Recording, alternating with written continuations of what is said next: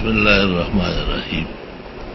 کیونکہ ترمذی شریف پر جو سند لگی ہے علماء دہلی کی، اس تک پہنچنے کے لیے بھی کچھ افراد درکار ہیں. جیسے میں نے ترمذی شریف مکمل پڑھی ہے حضرت الاستاذ مولانا مفتی ولی حسن صاحب سے.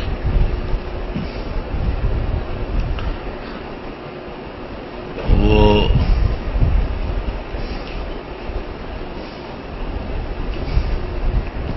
انیس سو 16 میں حضرت پیدا ہوئے تھے اور 1995 میں فوت ہوئے.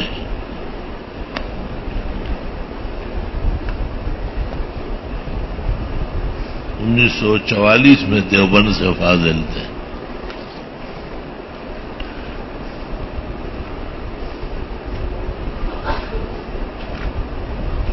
بڑے جید عالم اور بڑے رسیدہ فقیہ.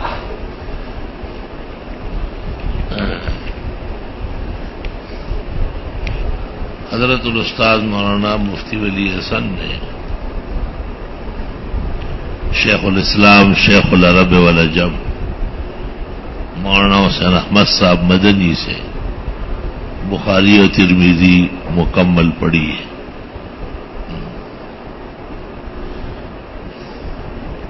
شیخ الاسلام 1397 ہجری میں پیدا ہوئے تھے.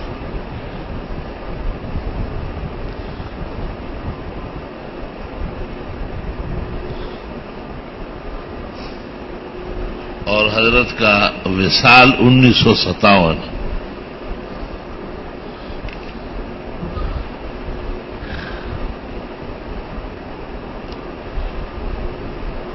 پاکستان کے 10 سال بعد فوت ہوئے. حضرت مدنی کی عمر زیادہ ہے. پیدائش میں مولانا انور شاہ یہ 1300 نہیں ہے 1200 ہے.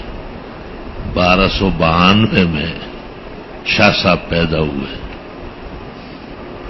1353 میں تو فوت ہوئے. وہ 59 سال کی عمر میں.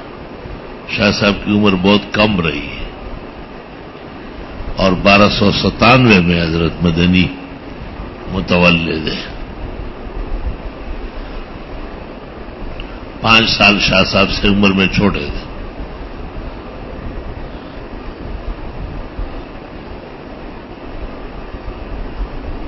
اور یہ پکی ہے کہ حضرت مدنی کی وفات 1957.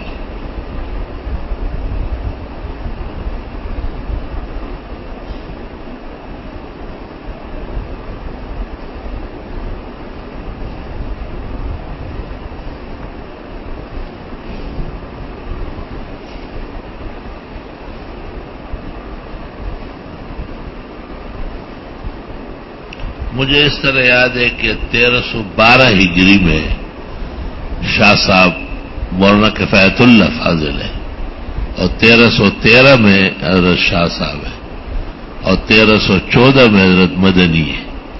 لیکن میرے پاس جو نسخہ ہے عناقید کا عاشق الہی کا، اس میں انہوں نے تینوں کا 1 سال لکھا ہے. یہ دیکھنا پڑے گا. اسانید کا معاملہ بہت ہی زیادہ پیچیدہ ہوتا ہے. حضرت بنوری نے لکھا ہے کہ میں جب مصر گیا تھا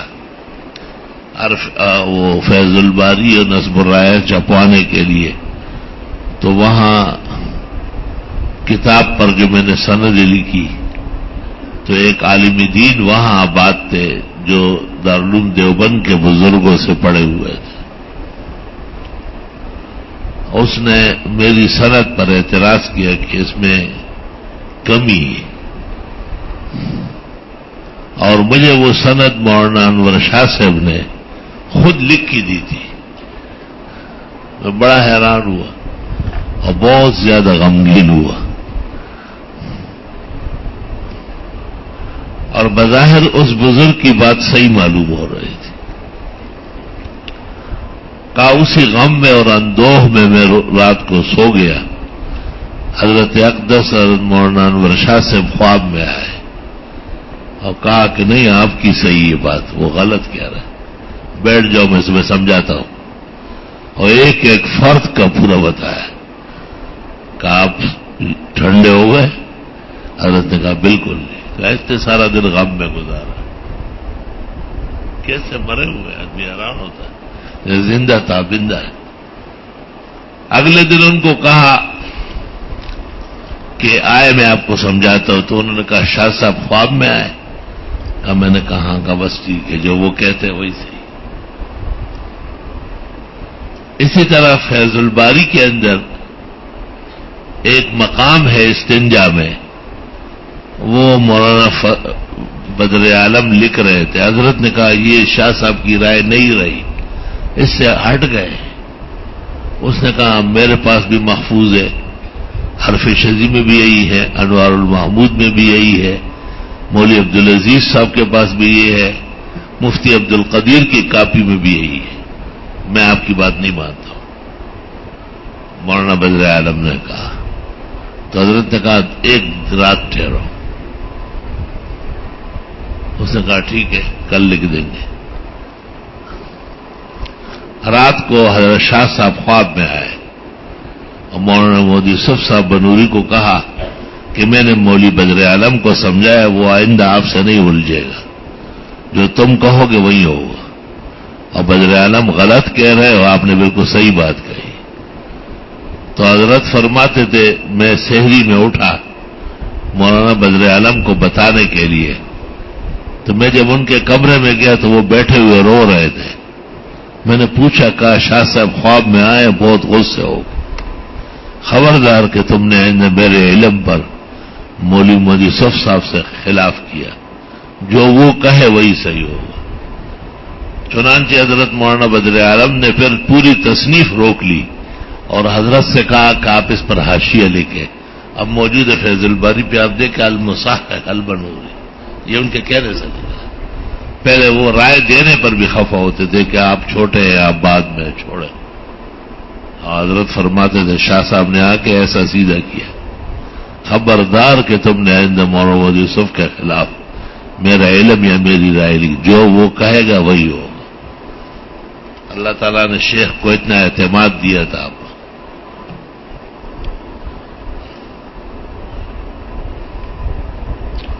اللہ اکبر۔ حضرت بنوری 1906 کے آس پاس پیدا ہوئے تھے اور وفات 1977 میں ہوا۔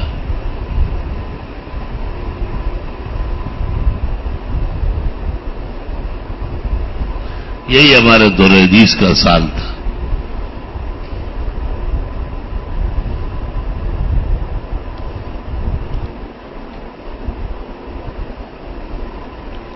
بخاری شریف میں ہمیں 13 سبق پڑھائے تھے، 7 اول میں اور 6 ثانی میں۔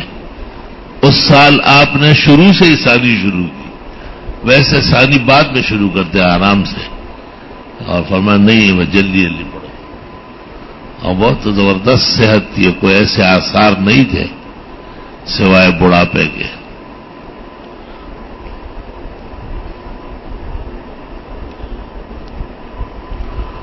دارالعلوم دیوبند سے تو وہ فارغ نہ ہوئے کیونکہ شاہ صاحب 1928 میں دارالعلوم دیوبند چھوڑ کر ان کے سملک کے شاگردوں نے ان کے لیے ایک بہت بڑا جامعہ بنایا سورت کے اندر، اور شاہ صاحب وہاں تشریف لے گئے۔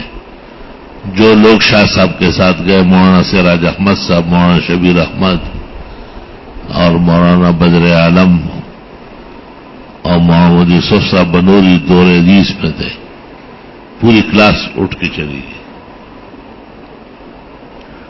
اکثر کو تو حضرت شاہ صاحب نے اجازت نہیں دی، ہمیں دیوبند کو نقصان نہیں دینا۔ اختلاف ہو گیا تھا۔ حضرت مولانا قاری طیب صاحب چھوٹے تھے، شاہ صاحب کے شاگرد تھے، ان کو محتمم بنایا جا رہا تھا۔ ان کے والد مولانا محمد احمد صاحب فوت ہوئے تھے، اور مولانا مفتی حبیب الرحمان عثمانی مولانا شبیر احمد صاحب کے بڑے بھائی تھے اللاتی، وہ دیوبند کے محترم تھے. اس نے کہا میں بڈھا ہو گیا، میں نہیں کر سکتا، اے نانوتوی کے پوتے کو بناؤ مولانا قاضی طیب کو. اور اس کے لیے جس طرح سرگرمی دکھائی گئی تو حضرت شاہ صاحب نے کہا کہ یہ توریث تھوڑی ہے، یہ تو وقف ہے. یہ کیا ضروری ہے کہ حضرت نانوتوی کے بعد ان کا بیٹا ہو اور بیٹے کے بعد ان کا بیٹا ہو. دارالعلوم میں بیٹھ کر کے علم کے خلاف کر رہا ہو. اس پر حضرت مولانا مفتی حبیب الرحمان صاحب عثمانی مولانا شبیر احمد صاحب کے بڑے بھائی، وہ محتمم تھے، انہوں نے حضرت شاہ صاحب سے کچھ سخت کلامی کی. عمر میں وہ بڑے تھے. حضرت شاہ صاحب نے اس پر استعفیٰ لیا. یہ قصہ ہوا، ذرا سی بات تھی، لیکن آفرین قاری طیب پر اللہ اکبر. ہمارے استاد محترم علامہ مولانا انور شاہ صاحب رحمت اللہ علیہ ہر تقریر کبھی ظاہر نہیں ہونے دیا.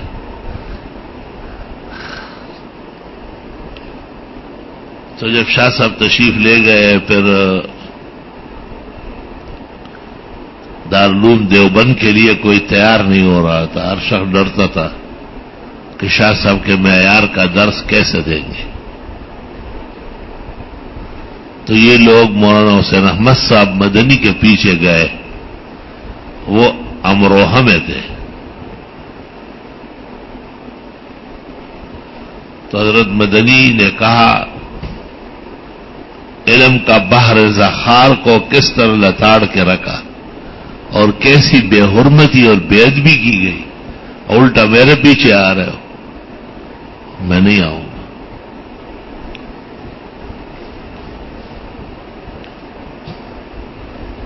جب دیوبند کے مجلس شورا کو یہ پتہ چلا کہ حضرت مدنی جو دیوبند کے آن بان ہے اور وہ نہیں آ رہا ہے اور شاہ صاحب کے ہمراہ ہے،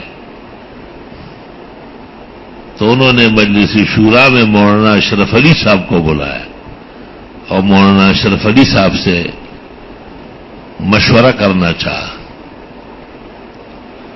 تو مولانا اشرف علی صاحب نے قاری عبد الرحمان پانی پتی کو بلایا. وہ حضرت نانوتوی کے ہم سبق تھے اور حضرت شاہ صاحب کے استاد تھے اور بالکل حواس میں تھے اور ٹھیک ٹھاک تھے. مولانا اشرف علی صاحب ان کو لے کے حضرت شاہ صاحب کی خدمت میں گئے. تفصیلی کلام ہوا، لیکن حضرت شاہ صاحب نے کہا کہ بظاہر حکمت متعالیہ کا تقاضا یہ کہ شاید میں بقیہ زندگی دارالعلوم کے باہر گزاروں، میرے لیے واپس جانا دشوار ہے. اور مولانا اشرف علی صاحب نے پوچھا کہ ہمارا سلوک دارالعلوم سے کیسا ہونا چاہیے، کیونکہ آپ کو خفا کیا ہے اور آپ کے خفگان سے پورا عالم خفا، اور مولانا حسین احمد صاحب بھی نہیں آ رہے. تو حضرت شاہ صاحب نے فرمایا کہ اس واقعے کو آپ حضرات بھول جائیں اور مولانا حسین احمد صاحب کو میں خط لکھتا ہوں. ایسے کریم رحیم تھے. حضرت مولانا حسین احمد صاحب کو بڑا حیران کن خط لکھا. عزیز القدر برادر محترم، حضرت مولانا حسین احمد صاحب دام اقبالو، دعوات و تسلیمات مسنونہ کے بعد یہ عاجز بوجوہ ناگفتبے اپنے مادری علمی دارالعلوم دیوبند کو چھوڑ کر باہر کی زندگی گزارنے پر مجبور ہوا ہے. مگر آپ حضرات کا سلوک دارالعلوم سے استاد محترم حضرت شیخ الہند کے لیے اور حضرت نانوتوی کے لیے، حضرت گنگوئی کے لیے بھرپور ہونا چاہیے. ایسے حال میں جب میں نے دارالعلوم چھوڑا ہے، یقیناً دارالعلوم صدمہ محسوس کرتا ہے جہاں تک ہو سکتا ہے ہمیں دارالعلوم کو صدمات سے بچانا ہے. میری گزارش ہے اگر ضرورت ہوئی تو قدم بوسی کے لیے بھی خود آ جاؤں گا کہ آپ دارالعلوم میں صدر نشینی اختیار فرمائیں. الاحقر الاواہ محمد انور شاہ. دستخط ایسے کرتے ہیں. الاحقر الاواہ محمد انور شاہ.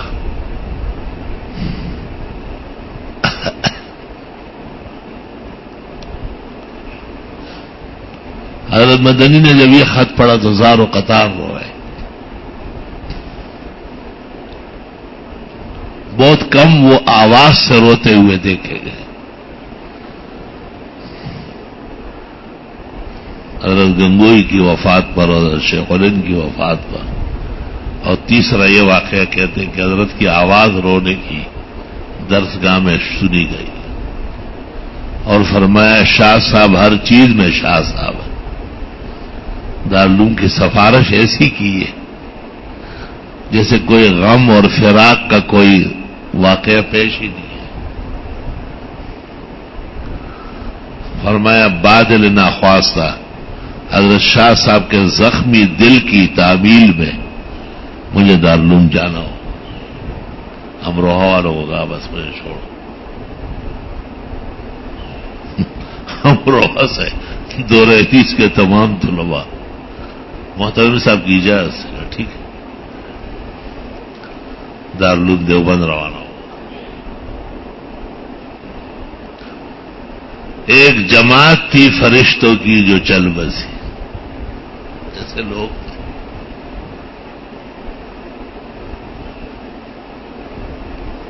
شاہ صاحب رنگون گئے تھے. رنگون ایک ملک ہے وہاں دیوبند کے فضلہ بہت زیادہ ہے.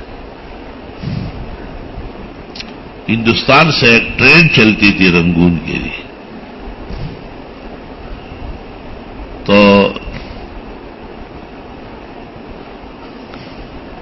رنگون کے پروگراموں سے فارغ ہو کے حضرت شاہ صاحب نے پوچھا کہ سب سے اعلیٰ اور عمدہ چائے کی پتی وہ کہاں ملتی ہے؟ لوگوں نے کہا جی آپ بتائیں لے آئے کہ کھانا نا میں تو تم سے نہیں منگوا رہا میں نے جانا ہے. کہا جی بازار کہاں؟ ہاں بازار جانا ہے. تو بازار تشریف لے گئے اور ایک جگہ جو بہت بڑا مرکز تھا چائے کی پتی کا وہاں 2 کلو 1 کلو دودھ والی دودھ چائے کی پتی اور 1 کلو سبز چائے کی پتی 1 کلو. اور ساتھیوں کو منع کیا پیسے دینے سے. حضرت نے خود پیسے نکال کے کن کے ان کو دے دیے. لوگ بڑے حیران تھے کہ پتی ایسی پتی خریدی جا رہی. جب رنگون سے واپس آئے اور دیوبند گھر وہی دیوبند کے قریب میں تھا تو پوچھا مولانا سے رحمت صاحب گھر ہے؟ لوگوں نے کہا ہے. تو ان کے گھر گئے اور کہا یہ آپ کے لیے خاص بازار جا کے ڈھونڈ کے لایا ہوں تم چائے شوق سے پیتے ہو. حضرت مدنی چائے کی پتی لے کے سر پہ رکھے. میں یہ کیسے پی جائے گی؟ یہ تو چومی جائے گی. چل چل کھانے پینے کی چیزیں یہ آپ کے لیے خاص آپ کا ذوق مجھے معلوم ہے نا. لوگ حیران ہو گئے کیا آپس میں اس سفر میں وہ رنگون والے سفر میں ایک شخص آیا اور حضرت سے ملاقات کی. کہا میں خود کوئی چیز نہیں ہوں دنیا دار آدمی ہوں کہ میرے والد دیوبند کے پڑے ہوئے تھے اور ان کے والد حضرت شیخ الہند اور حضرت نانوتوی کا شاگرد تھے. شاہ صاحب نے دونوں کو پہچانا. کہا وہ بڑے اونچے علماء میں سے. کہا ان کی نسبت سے میرے گھر میں قدم رکھے ان کی خاطر. آپ نے کہا آپ کو معلوم ہے کہ میرے اوقات بہت تنگ ہیں بہت مصروف و مشغول ہوں. اگر آپ اس پر رضامند ہو کہ ایک تو آپ کے گھر میں آپ نے قدم رکھنے کا کہا ہے، میں اندر جاؤں گا لیکن بیٹھوں گا نہیں، دوسرا کسی کھانے پینے کا نظام نہیں ہو، بس دعائے خیر کر کے واپس ہو جاؤں۔ اس نے کہا مجھے منظور ہے، عقل مند آدمی تھا۔ جب حضرت تشریف لے گئے تو وہ سیدھا اندر گیا وہ آدمی، اور اندر سے مستدرک حاکم کا ایک نسخہ لے کے آیا، حمص یا حلب کا چھپا ہوا یا لکھا ہوا۔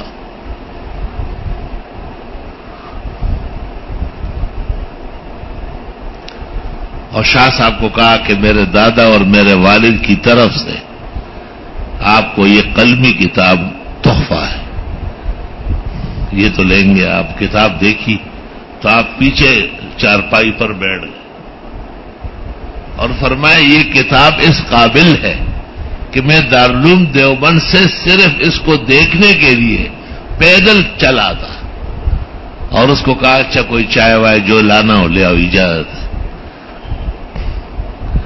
کتابوں سے ایسی محبت تھی۔ زمانے کا گردش دیکھو، وہ مستدرک جو شاہ صاحب کو رنگون میں اس گھر میں ملی، اور پھر اگلے دن سفر تھا ٹرین کا دیوبند کے لیے، آپ نے اس کے صفحے اول سے اخیر جلد 4 جلدیں دیوبند تک پہنچتے پہنچتے 4 جلدوں کا حاشیہ لکھا ہے۔ کیا حاشیہ ہے وہ دیکھ تو لے، ہے جو قلب کو گرمائے اور روح کو تڑپائے، حفظ اور یادداشت سے جلد اور صفحے لکھ رہا ہے، حدیثوں کے الفاظ کا فرق لکھ رہا ہے۔ مستدرک حاکم جو روایت نقل کرتے اس پر ایسا جرح ہے جیسے مستدرک حاکم آپ کے سامنے لکھی گئی ہے۔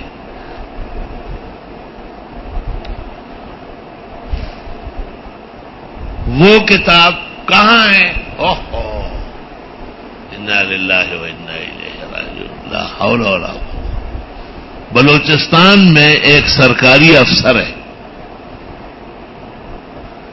پہلے وہ پولیس افسر تھا بہت بڑا، خان کلات کو پتہ چلا، اس نے کوئٹہ میں اس کو اپنا محل دے دیا اس کتاب کے اکرام میں۔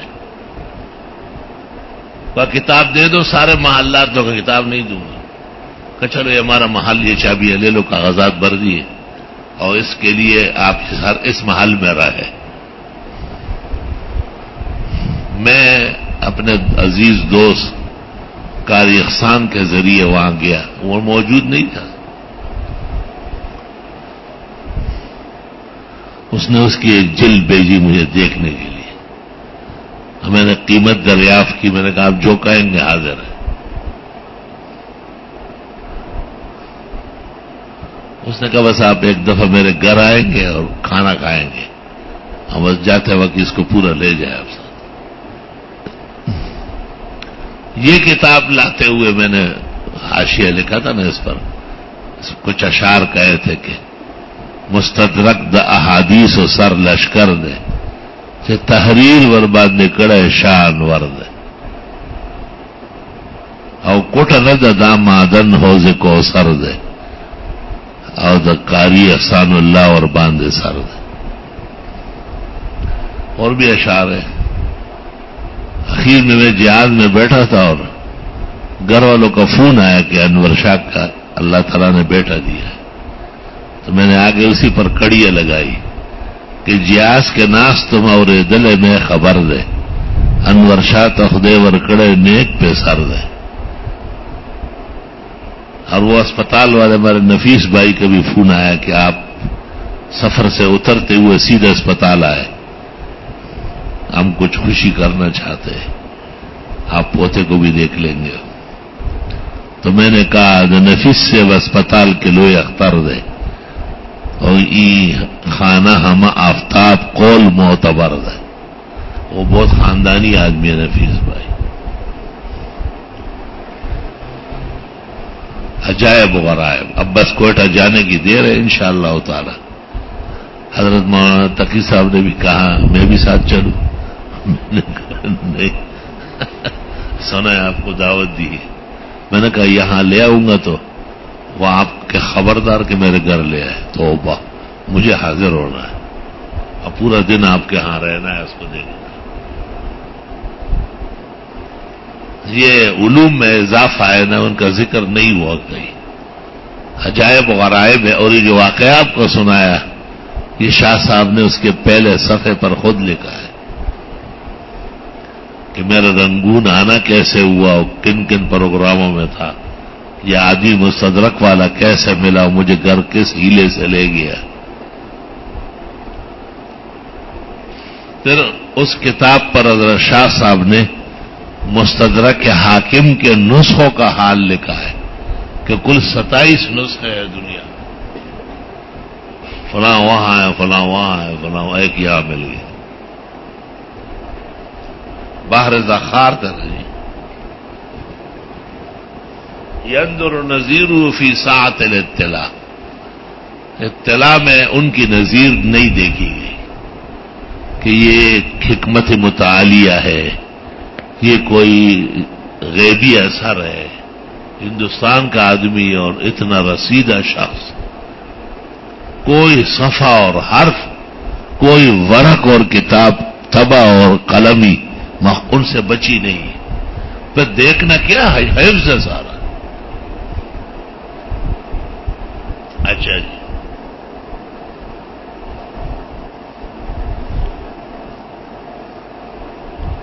حضرت مولانا انور شاہ صاحب رحمۃ اللہ علیہ کا انتقال 1352 ہجری میں ہوا ہے.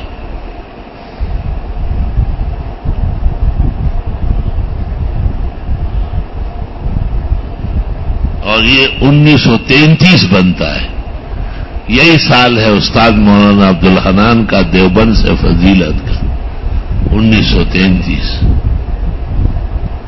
اور یہی سال شیخ القرآن مولانا غلام اللہ خان کا ڈابیل سے فضیلت کا ہے, اور وہ شاہ صاحب کا شاگرد ہے.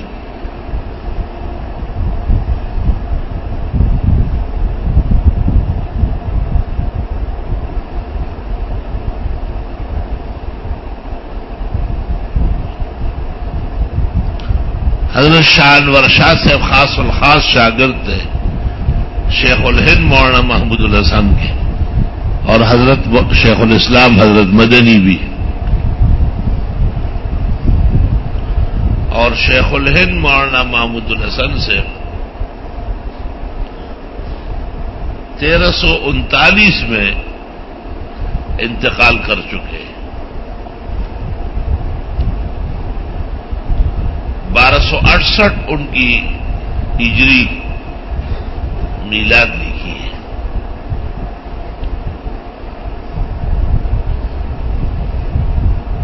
اور وہ خاص شاگرد ہے فقیہ الہند اور محدث الہند مولانا رشید احمد صاحب گنگوئی کے. اور حضرت گنگوئی انتقال کر گئے 1323 ہجری میں.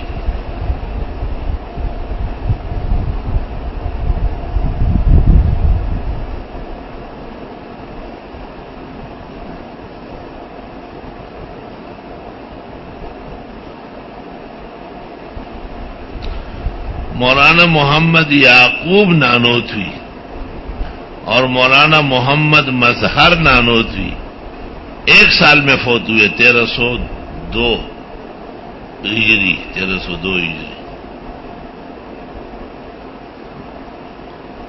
لیکن یہ شیخ الہند صاحب یا گنگوئی کے سندوں میں نہیں ہے. مولانا شیخ الہند کے گنگوئی کے علاوہ دوسرے استاد قاسم العلوم والخیرات مولانا محمد قاسم نانوتوی ہے. ان کا انتقال 1297 ہجری میں ہوا ہے.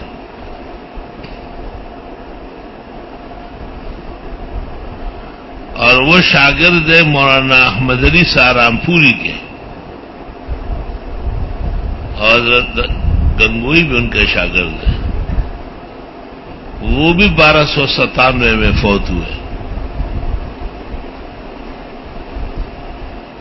حضرت مولانا احمد علی سہارنپوری، یہ صحیحین پر حواشی وغیرہ مقدمات ان کے ہیں، وہ 1297 ہجری کے شروع میں شوال وغیرہ میں ہے، اور حضرت نانوتوی 1297 کے اخیر میں. کہتے ہیں ایسا سال تھا جس کی آخر و اول و اخیر قیامت تھی.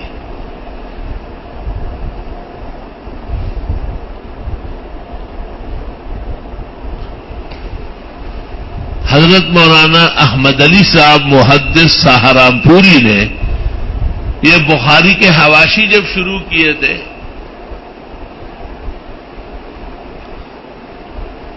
تو یہ 5 پارے رہ گئے تھے جلد ثانی کے، اور ان کو فالج ہو گیا. کوشش بسیار کے باوجود اندازہ ہوا کہ شاید جانبر نہ ہو سکے، تو وہ بہت زیادہ روتے تھے، ہر وقت ہچکیاں لے کے روتے تھے. تو تلاميذ و اصحاب نے پوچھا کہ تکلیف زیادہ ہے بیماری میں؟ فرمایا نہیں. کہ وہ چھوٹا سا کام شروع ہوا تو بخاری کا حاشیہ لکھ رہا تھا اور اس کے مقدمات لکھ رہے تھے. سب کام ہو گیا، آخری 5 پارے رہ گئے، اب سخت نہیں ہے. تو کسی نے کہا آپ نے ہزاروں علماء کو حدیث پڑھائی، کوئی ایک بھی نہیں ہے؟ کہا ایک ہے لیکن وہ مانتا مشکل سے. کہا کون ہے؟ کہ مولوی محمد قاسم سے، یہ بہترین کر سکتا ہے. حضرت نانوتوی کو کہا کہ استاد رو رہے ہزاروں قطار، سفر آخرت قریب ہے اور ان کو آخری 5 پاروں کی فکر ہے اور آپ کے بارے میں حسن اعتماد ہے. جب ہر طرح حضرت نانوتوی کو مجبور کیا گیا تو حضرت نانوتوی آئے اور مولانا احمد علی کی صحبت میں بیٹھ گئے اور ان کو کہا میں ایک صفحہ لکھ کے دکھاتا ہوں، اگر آپ کو پسند ہو تو پھر میں کوشش کرتا ہوں. اسی طرح کاغذ قلم لے کے اور بخاری کی جو حدیثیں چل رہی تھی ان کو دیکھ کے حاشیہ لکھا. حضرت مولانا احمد علی صاحب نے دیکھا، فرمایا جو 6 مہینے میں لکھتا تھا اتنا 1 گھنٹے میں لکھا. اور فرمایا کہ مجھ سے زیادہ مضبوط، رسیدہ اور مقاصد بخاری سے آگاہ مقالہ لے کر آیا. 5 پارے بہت زیادہ بھاری، آپ دیکھ تو لیں، بہت تفصیل ہے ان میں. چنانچہ حضرت مولانا احمد علی صاحب کی زندگی میں تکمیل ہو گئی. علماء کہتے ہیں کہ حضرت نانوتوی چٹک جو لکھ رہے تھے اس کی ایک وجہ یہ تھی کہ انہیں بھی آگاہی ہو گئی تھی کہ ان کے فوراً بعد میرے بھی سفر ہے. حالانکہ وہ بالکل جوان سالہ تھے، حضرت کی عمر تو بہت کم ہے نا. توبہ. مولانا عبدالحی تو شاید 37 سال میں مرے اور حضرت نانوتوی 40 یا 41 سال، بالکل جوان. اور کام کتنا بڑا ہے، دیوبند جیسے ادارہ قائم کرنا، شیخ الہند جیسے لوگوں کو پڑھانا.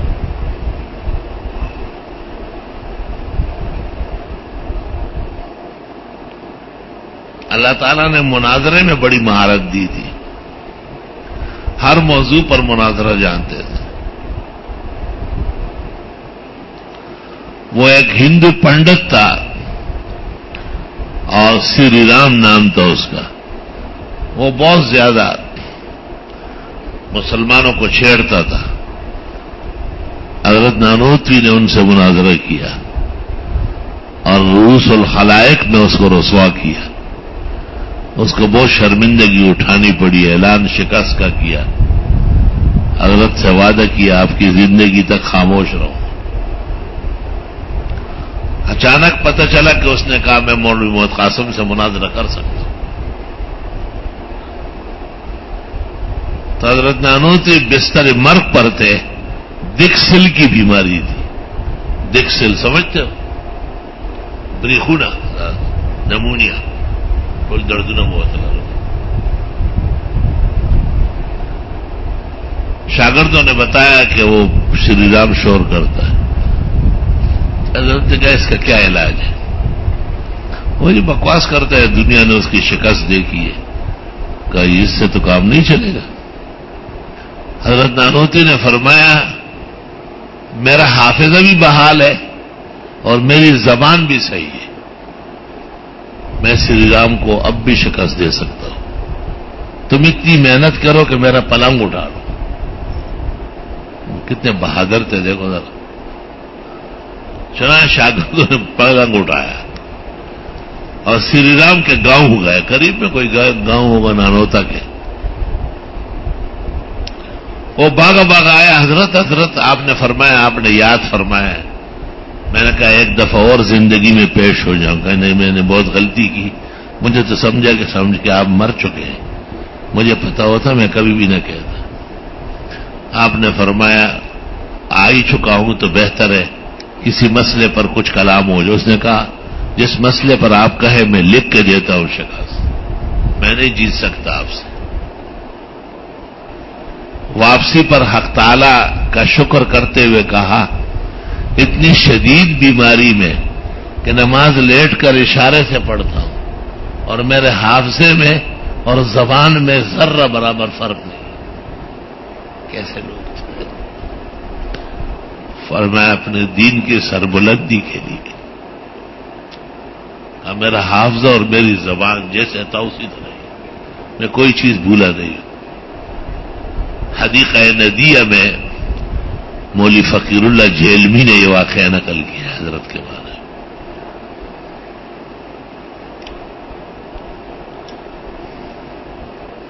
حضرت نانوتوی اور حضرت گنگوئی دلی میں اکٹھے پڑھتے تھے. مولانا مملوک علی سے بھی پڑھے. ان درسوں میں سر سید احمد خان بھی شریک ہے. اور شیخ عبد الغنی مجددی سے پڑھ رہے تھے. شیخ عبد الغنی ان کے بھی استاد ہیں اور مولانا احمد علی کے بھی استاد ہیں.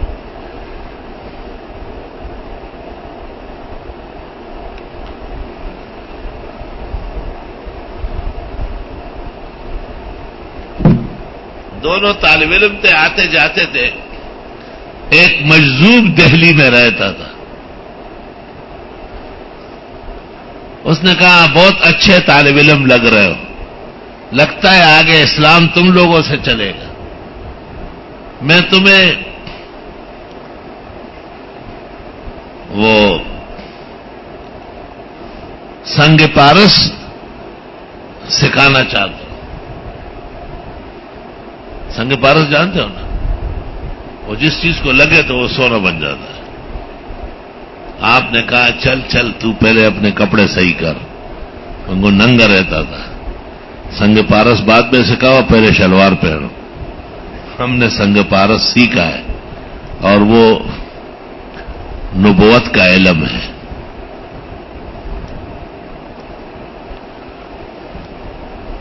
حضرت گنگوئی کہتے ہیں مجھے اندازہ ہو گیا تھا کہ یہ ذہن اور تقوی میں بہت بلند ہے. طالب علم ہو کر کے ایسا سیر طبیعت. ہم سنگ پارس سیکھ چکے ہیں اور وہ علوم نبوت ہے. میں جوگیوں سے کچھ نہیں لینا.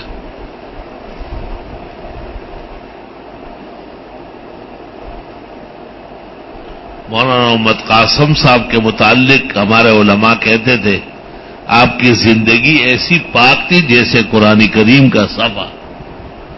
ہمارے استاد مولانا مفتی ولی حسن جب ان کا ذکر کرتے تھے کہتے حضرت نانوتوی کی زندگی ایسی محترم تھی جیسے قرآن کریم کا صفحہ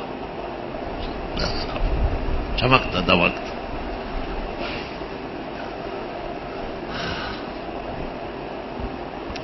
ایک بہت بڑے مالدار آدمی نے نکاح کی پیشکش کی کہ میری لڑکی سے نکاح کر لو, وہ آپ کی خدمت کرے گی.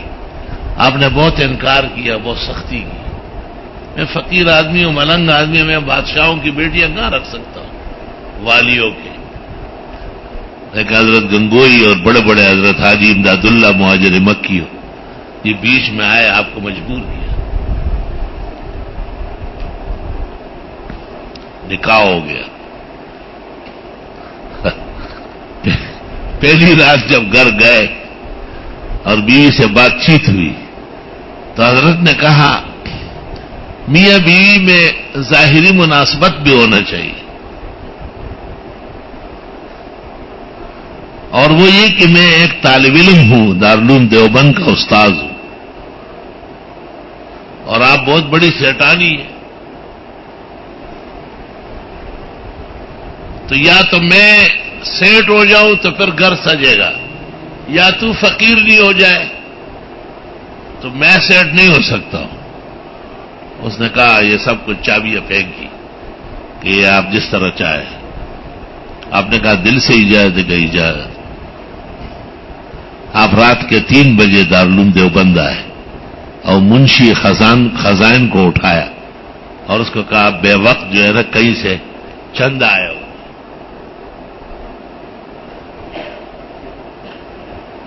وہ تو سمجھا ہوگا کہ کوئی رسید وسید بنانی ہوگی، 200-400 روپے چندہ ہوگا. حضرت نے کہا نہیں، طالب علموں کو بلا لو. 19 بکسے سونے کے گھر سے نکلوائے، 19 بکسے، اور ان کو کہا صبح پھر اور لوگ آئیں گے ان کے سامنے کھولو، اور ایک رات کو کوئی لوٹ نہ لے اس کو.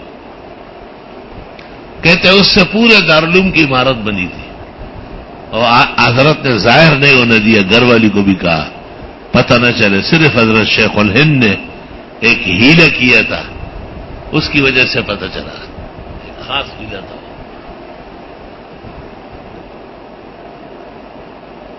محمد قاسم صاحب ایسے عجیب و شان تھے، عجائب و غرائب تھے بالکل.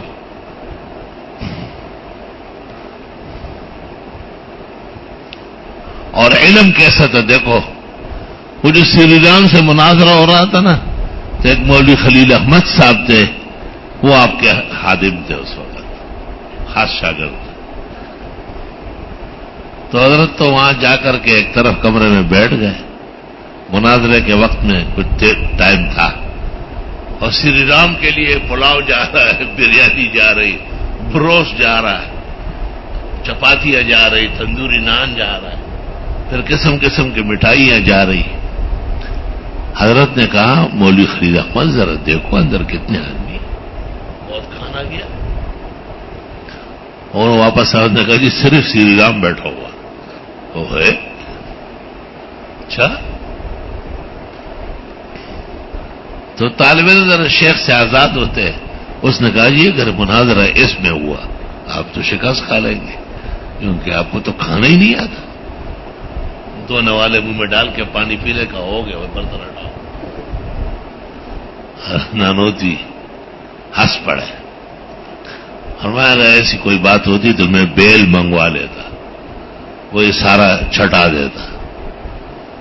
اور یہ کہہ کر آپ نے گلے کنکھارا تھوکا، اور پھر کہا مولوی خلیل میرے شاگرد ہو کر کے تم کچ فہم ہو. مناظرہ کمال میں ہوتا ہے، شکست میں عیوب میں مناظرہ نہیں ہوتا. کھانا نہ کھانا کمال ہے، اللہ نہیں کھاتے، فرشتے نہیں کھاتے، اولیاء و انبیاء کم کھاتے. زیادہ کھانا تو بہیمیت ہے. ہمیشہ مناظرہ کمال میں ہوتا ہے، صفات. سمجھ رہے بات کو؟ تو پھر ایسی صورت میں مناظرہ یہ ہوتا کہ مجھے بھی ایک کمرے میں بند کرو اور 10 دن کے لیے اس کو بھی صرف ایک چپاتی روز دیں گے، پتہ چل جائے گا کون جیتا ہے. کیونکہ اس کے تو 8-10 من بند ہو جائیں گے. حضرت نانوتی تو ایسے مہینے میں ایک چٹانگ آٹا کھاتے ہیں. علم دیکھو کیسا مستحضر علم ہے.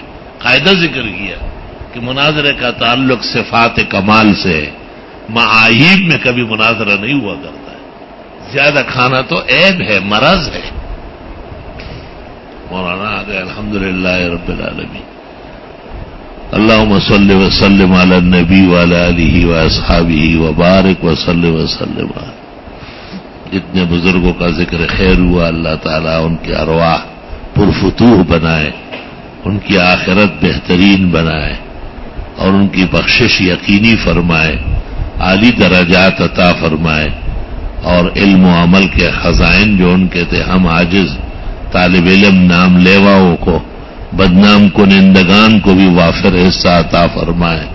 اللہ اداروں میں، ملک میں، شہر میں خیر فرمائے، اور یہ خوشیاں اور شکرانے حق تعالی ملک کو اور اہل ملک کو نصیب فرمائے۔ صلی اللہ علیہ وسلم۔